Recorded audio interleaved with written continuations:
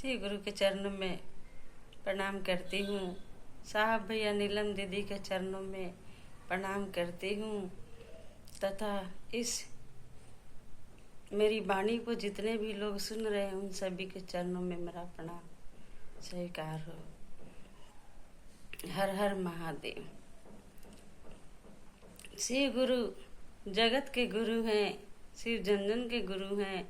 शिव को गुरु बनाने के लिए नित्य प्रतिदिन हम लोग को 3 विधा मिला है, जिसे हम लोग रोज कहते हैं। चर्चा करने से, दया मांगने से कल्याण होता है। श्री गुरु जगत पिता है, वह देवों के देव महादेव है। सभी देवताओं के गुरु बृहस्पति हैं और बृहस्पति के गुरु शिव हैं। और इस जनमानस में साहब हरिंद्रानंद भैया प्रचार किए कि शिव गुरु सभी के गुरु हो सकते हैं, मात्र उनके नियम का पालन करने से, 3 विद्या करने से शिव हमारे भी, आपके भी, सभी के गुरु हो सकते हैं। शिव गुरु को गुरु बनाने से बहुत कल्याण होता है। मन में आत्मज्ञान मिलता है, आत्मा में यह सारी समस्याओं का समाधान मन में मिलता है, आत्मा में मिलता है। इसलिए सभी लोग शिव को गुरु बनाए और उनसे उनका ज्ञान का प्रसाद पावे। जैसे चंदा मामा सबके मामा, वैसे भोले बाबा सबके बाबा हैं। वह सभी के बाबा है, जगत पिता है, देवों के देव महादेव हैं, जगत गुरु है, वह पूरे संसार के गुरु हैं। इसलिए हम सभी को सभी से आग्रह है कि हे भैया, हे बहन, जो शिव को गुरु नहीं बनाए हैं अब तक, वह बना लीजिए। जो हम लोग दया मांगते हैं उस दया से दया मिलता है, तो मन में दया की भाव आती है। और जब मन में दया की भाव आती है तो हम लोग भी दूसरे पर दया करते हैं।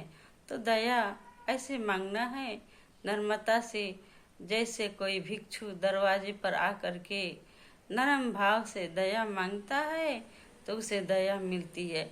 इसी तरह से अपने मन को नरम बना करके अपने गुरु से दया मांगनी है। जिस बात की दया मांगी जाती है गुरु दया करते हैं।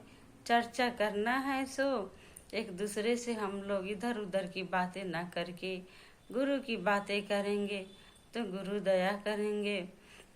जितना ही लोगों को हम लोग जोड़ते जाएंगे उतना ही कल्याण होगा। जोगियों ने जोग किया, हमारे जगत गुरु पिता महादेव का बहुत से नाम है। वह एक है पर उनके अनेक नाम है। जोगियों ने योग किया तो उनका नाम जोगेश्वर नाथ रखा। अवघड़ियों ने उनकी तप साधना की तो उनकी नाम अवघड़ेश्वर बाबा रखा। जो तंत्र मंत्र करने वाले थे, जागरण मंत्र में हम लोग गाते हैं, तंत्र दाता गुरुदेव, मंत्र दाता गुरुदेव, भाग्य विधाता गुरुदेव, जीवन दाता गुरुदेव। यानी कि गुरु जीवन दाता भी है, अन्नदाता भी है, हमारे इष्ट गुरु भी है, वो सब कुछ है। तो गुरु से जुड़ने से ज्ञान मिलता है। सर्वप्रथम गंगा माँ स्वर्ग में रहती थी। सभी देवताओं ने आपस में विचार किए कि गंगा माँ को स्वर्ग से पृथ्वी पर उतारा जाए, और सभी ने विचार करके महादेव जी के पास प्रार्थना करने गए।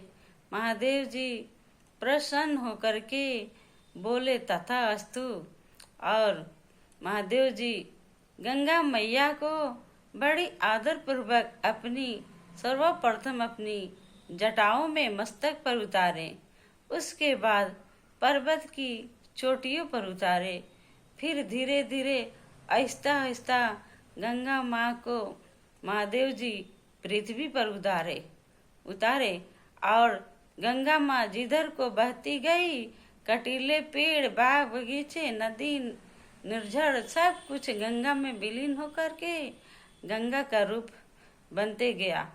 इसी तरह से विचार जो है पहले मस्तक में आता है, फिर वचन में आता है, फिर कर्म में आता है।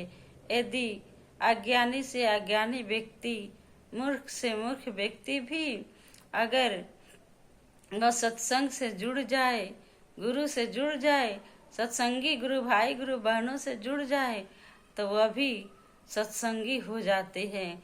उनका भी आत्मा का शुद्धता हो जाता है, मन पवित्र हो जाता है, उनकी भी जीवन की धारा बदल जाती है, विचार की धारा बदल जाती है। इसलिए संतों की संगत करना जरूरी होता है। संतों की संगत में रहने से पवित्र विचार उत्पन्न होते हैं और नाना प्रकार की बुराइयां जो है वो निकलती जाती है। नाला तब तक गंदा है जब तक गंगा में नहीं मिला है।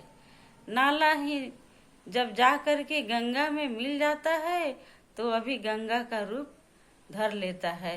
इसी तरह से अज्ञानी से अज्ञानी व्यक्ति भी सत्संग की धारा में जाकर वह भी ज्ञानी हो जाते हैं। जिस प्रकार से नाले में बहुत कीड़े मकोड़े रहते हैं, उसी तरह से हर व्यक्ति के दिमाग में उथल पुथल कचरा रहता है, क्रोध घमंड अभिमान रहता है। यह सब सत्संग में जाने से, गुरु की कृपा दया पाने से सब कचरा निकल जाता है और मन जो है शांति में हो जाता है, संतों की संगति में हो जाता है तो मन खुश होता है। यह सब सत्संग में, शिव चर्चा में जाने से, गुरु की शरण में रहने से दया मिलती है। मैं अपनी वाणी को गुरु के चरणों में विराम करती हूँ।